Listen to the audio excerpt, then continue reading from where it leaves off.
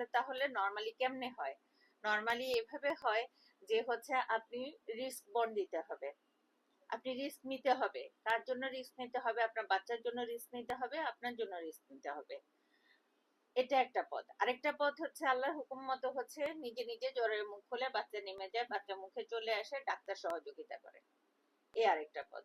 কিন্তু বেশি চেষ্টা করা যায় না, বেশি চেষ্টা করতে হলে মা এবং বাচ্চা দুজনের জন্য রিস্পন্ড দিতে হয়। এবার যে জ্বরের মুখ খুলে যাবে, এবার যে হচ্ছে পানি ভেঙে যাবে না, তার কোনো নিশ্চয়তা নেই।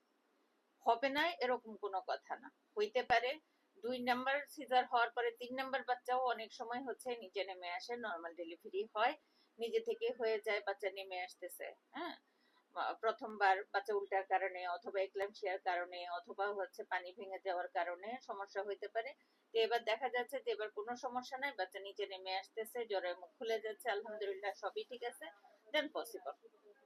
ঠিক আছে, তা না হলে কিন্তু কঠিন।